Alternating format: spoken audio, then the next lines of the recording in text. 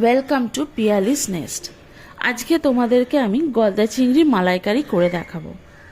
এইটা নারকোলের পাউডার। আমি বাজার থেকে নারকোলের পাউডার কিনে এনেছি ম্যাগির কোম্পানি, আরও অন্য কোম্পানিও পাওয়া যায়। এটা হালকা গরম জল করে নারকোলের পাউডারটা পরিমাণ মতন দিলেই হয়ে গেল আমাদের নারকোলের দুধ। খুব তাড়াতাড়ি হয়ে যায়।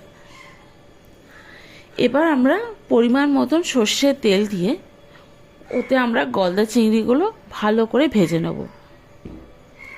খুব বেশি ভাজবে না, যাতে চিংড়ি মাছগুলো না খুব ছিবড়ে হয়ে যায়, খেতে একদম ভালো লাগে না। আর গ্যাসটা কিন্তু জোর করে ভাজবে, আস্তে করে দিলেই চিংড়ি মাছের জল বেরিয়ে যাবে। চলো, চিংড়ি মাছগুলো আমার হয়ে গেছে, এপিট ওপিট করে দিলাম। এবার এই দিকটাও একটু ভালো করে ভেজে নিয়ে আমরা ওই নারকোলের দুধের মধ্যে চিংড়ি মাছগুলো চাপা দিয়ে রেখে দেবো।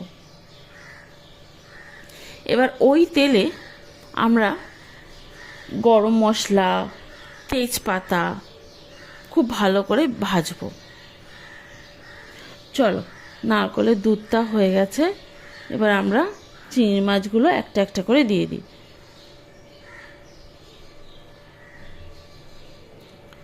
আর একটা আস্তে করে দিয়ে দিই। এই গরম দুধটা এমন ছিটকে এসে পেটে বড় একটা ফোসকা পড়ে গেছে, সাবধানে আপনারা করবেন। এটা হচ্ছে বাটা মশলা, আমরা যেটা রান্নাতে ব্যবহার করব। এতে আছে পেঁয়াজ, কাঁচা লঙ্কা, শুকনো লঙ্কা, রসুন, আদা, কাঁচা হলুদ। ওটা আমরা মিক্সিতে বেটে রেখে দেবো। এবার তেলের মধ্যে যেটা বললাম আপনাদেরকে, তেজপাতা, শুকনো লঙ্কা, গোটা গরম মশলার মধ্যে আমি দিয়েছি দারচিনি, লবঙ্গ আর এলাচ। এই গোটা গরম মশলা খুব ভালো করে তেলের মধ্যে ভেজে নেব।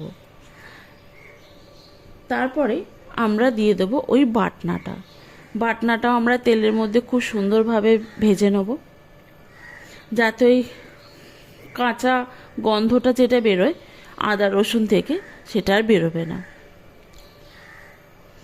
চলুন, আমাদের পুরো বাটনাটাই দেওয়া হয়ে গেল। এবার এটাকে ভালো করে মিশিয়ে নিই।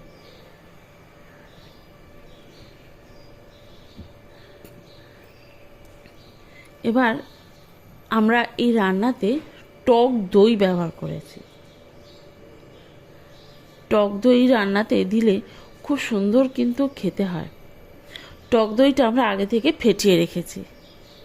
তাতে আমরা তারপরে দিলাম নুন, কাশ্মীরি রেড চিলি পাউডার, তারপরে সামান্য হলুদ, খুব বেশি হলুদ লাগবে না।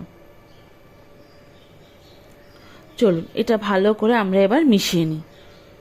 দেখুন, একটা সুন্দর একটা স্মুথ একটা পেস্ট তৈরি হয়েছে।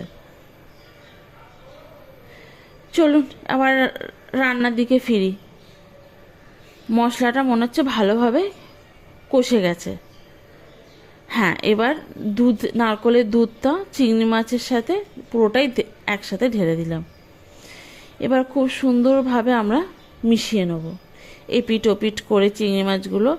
আর একটু মনে হচ্ছে জল লাগবে, আর একটুখানি জল মিশিয়ে দিই।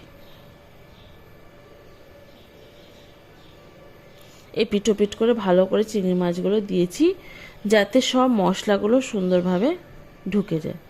চলুন, আর একটু জল দেবো বললাম, একটু দিয়ে দিই জলটা। এবার এটাকে খুব সুন্দর করে ফুটতে দিতে হবে। আমরা এই রান্নাতে একটা গরম মশলা ব্যবহার করেছি, সেটা কিন্তু বাড়িতেই তৈরি করা।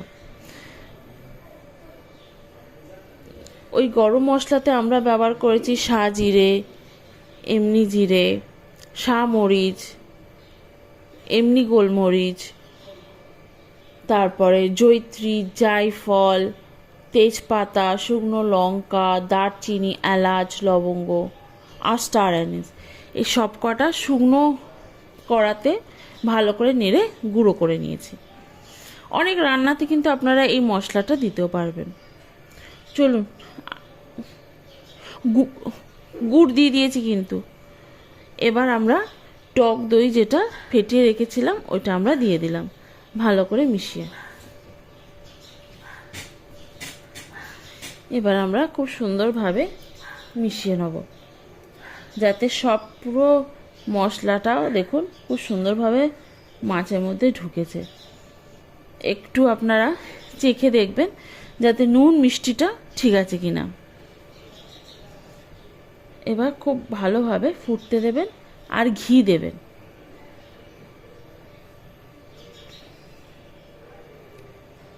দেখুন কি সুন্দর বেরিয়েছে রঙটা। এবার এটা গরম ভাতের সাথে উফ দারুণ লেগেছিল।